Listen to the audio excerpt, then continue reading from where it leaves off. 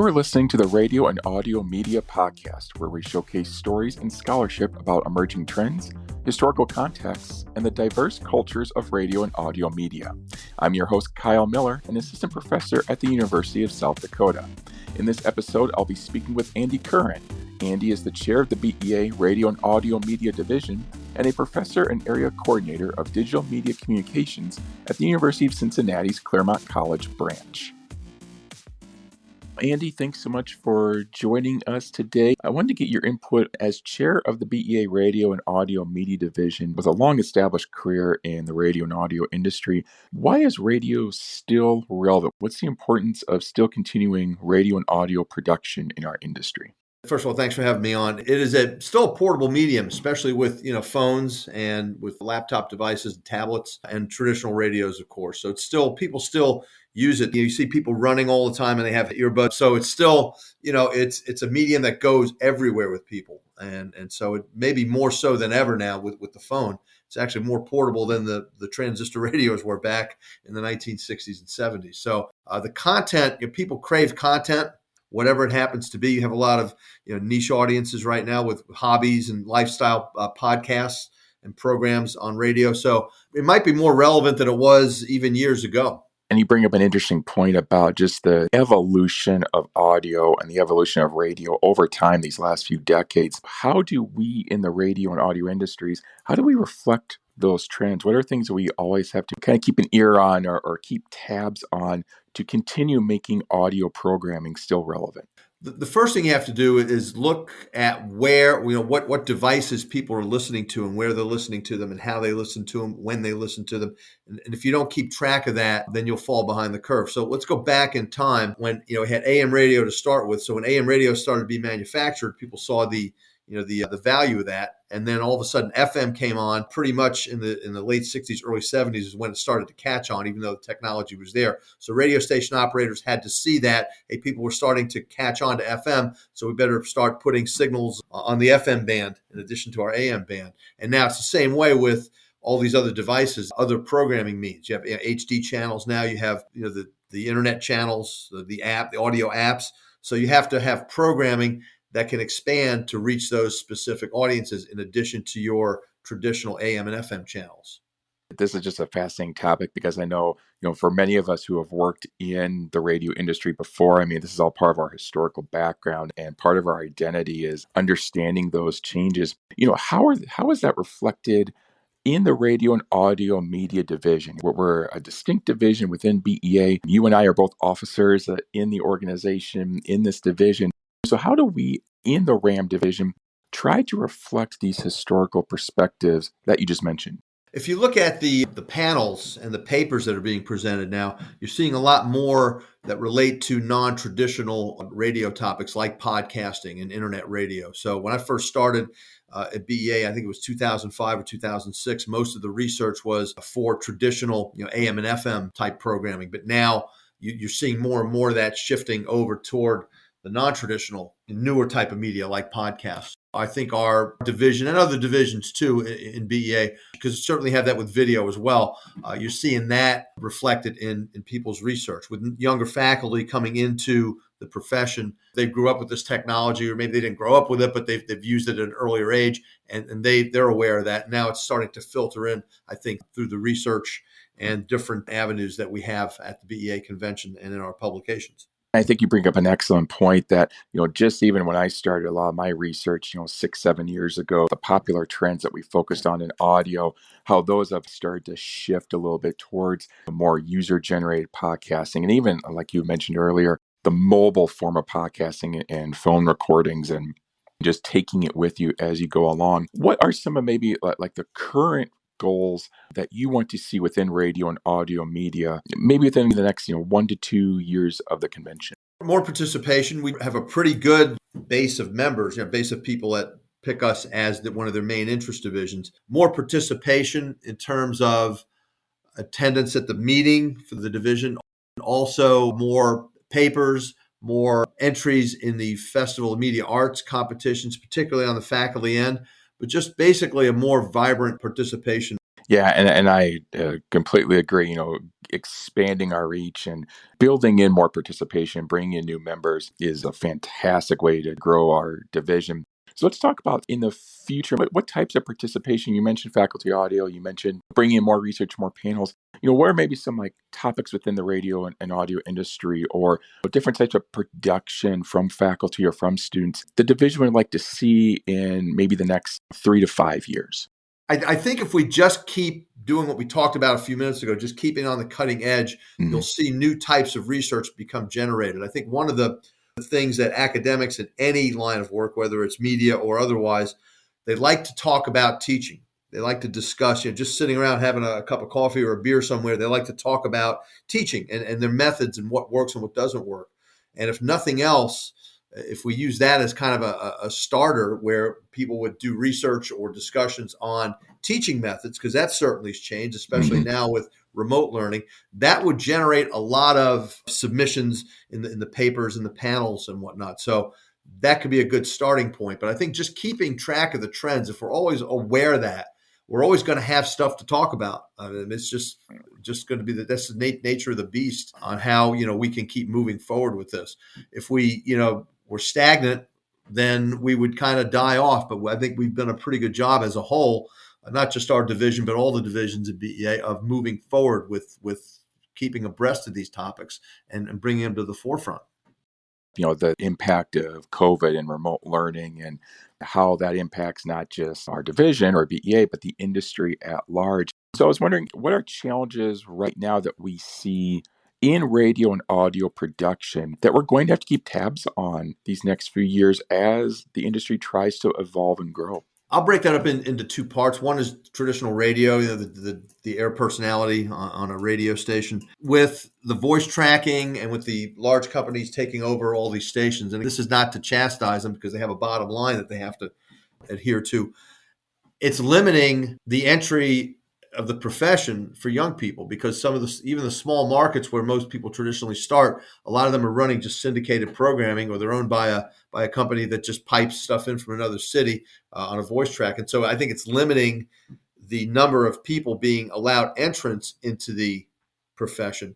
And I don't know if we can change that because, like I said, you have a bottom line, and if you could do a radio station for X dollars, instead of X plus Y, then why would you change that if you're not going to get any more revenue from it? So that might be one of the challenges is getting people coming into the industry. The other part would be the audio production part, the commercials and other types of audio production. That has really been decentralized, and that could actually create some opportunities for people because if you have a decent computer and a decent setup in your house or in an office somewhere, you can have your own audio studio. You don't need to, contract with an ad agency. So if you're a voice talent who can do some production, who knows how to, mix music and sound effects and whatnot, and is a good writer, you can really set up your own studio and become your own voiceover person. So it kind of works both ways. You have, in some ways, maybe limited opportunity on the air side, but more opportunity on the production side because of that. We all have the tools and the software, Audition and Pro Tools and things like that. I mean, I'm not saying anybody could do this because you still have to have that creative skill and that technical skill. But if you have that, you could do it from your own house now. I remember when I was in radio, schlepping my tapes to the ad agencies to try to get voiceover work, and it was hard. They had their favorite people, and and if you weren't established, it was very hard to get into that. But that's kind of changed now, I think. I love that you bring up the sales component too, because one of the things I always talk with my students is that, sales helps drive a radio station. It helps impact the audio programming that you create. So, for any students listening in or those who maybe are just starting out thinking about a radio career, can you talk about that monetary impact and why it's so important to get involved with that, even if you might be like a news person or a sports person? As you said, the sales drives the business, no matter what it is. And so I know a lot of people that got out of the talent part when things kind of went dry, when they kind of reached their peak and they weren't making that great money. They got into sales and they just took off and they never regretted it. And I know two people for sure that I worked with way back when, and one went into TV sales, one into radio sales, and they just never looked back. And they're both very happy that they did that. So if a lot of times, because you understand that part of the business, it's easier for you to sell because you understand the creative part of radio, the technical part of radio, what it takes to put a station together. In some cases, they said it was easier to sell to a client than maybe someone coming out of a different sales profession, because that's what my experience was with salespeople, where most of them came from another type of sales, like maybe automobile sales or industrial sales, and into radio, and they didn't really understand the radio business. They knew how to sell in terms of closing a deal and whatnot, but it was harder for them to do it because they really didn't understand radio because they never worked in radio. So sometimes that being on the creative side of the business helps you on the sales side of the business if you move over to that side.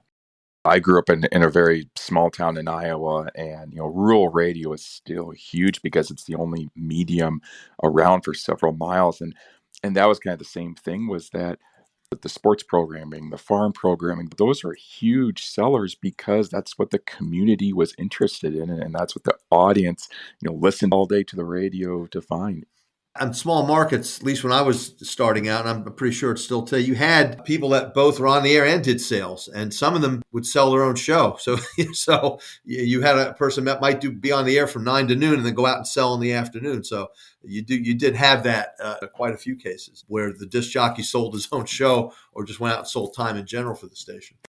We're talking a lot about programming. We're talking about the technological evolutions and the sales evolutions, and that's kind of one of the big things that our division is looking for. And I was wondering if you could expand on that. What sorts of things is our division looking to encompass? The big topics in radio history. When I say big, I mean the big technological breakthroughs, the big programming breakthroughs, the big diversity breakthroughs, and the big regulation breakthroughs. Those are the four main themes. The really big events that really shaped radio history.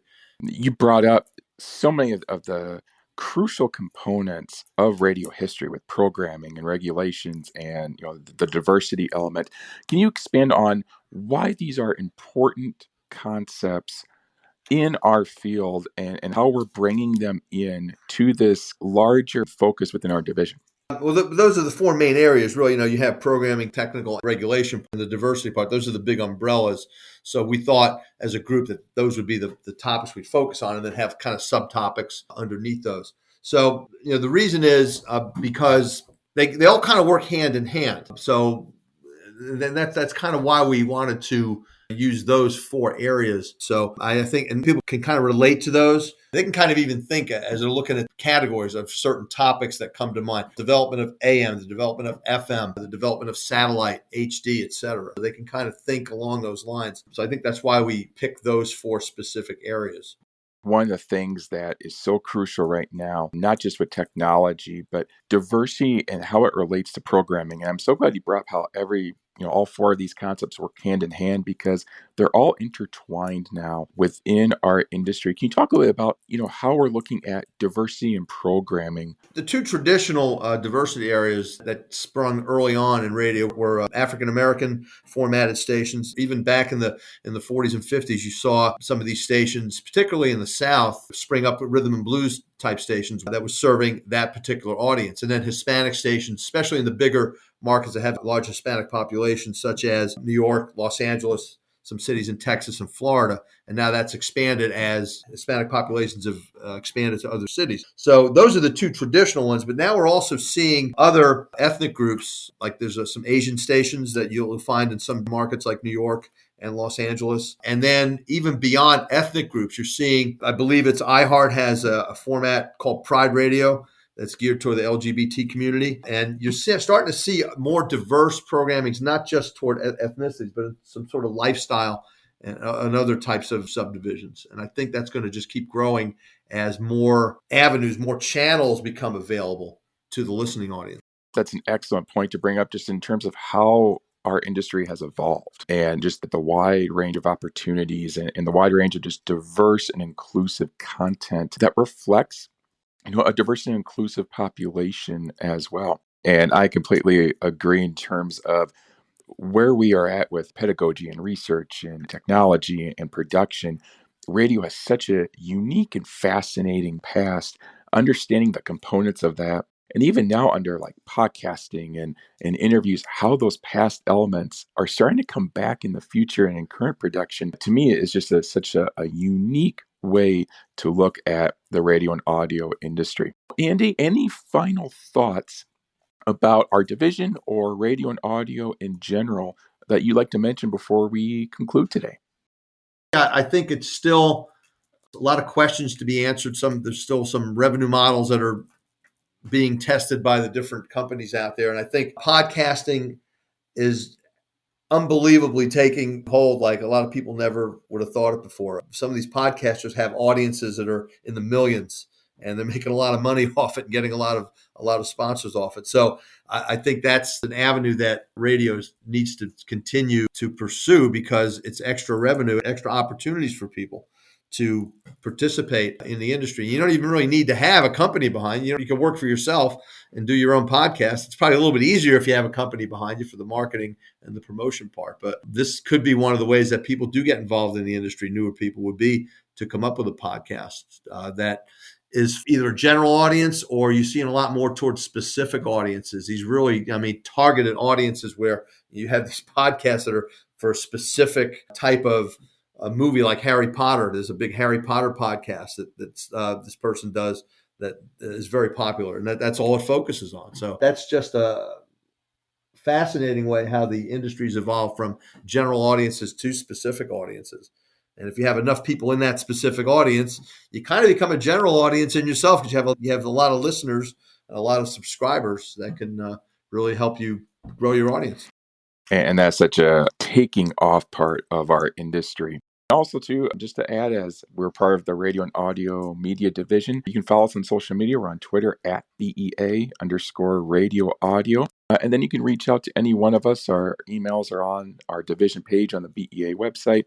And any interest in getting involved, submitting as part of these panels, by all means, reach out to us. And we are happy to bring you into our division and the organization.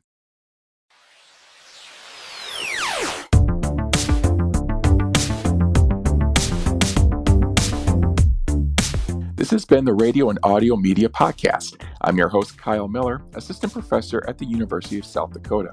Our technical producer was Jason Lee Guthrie.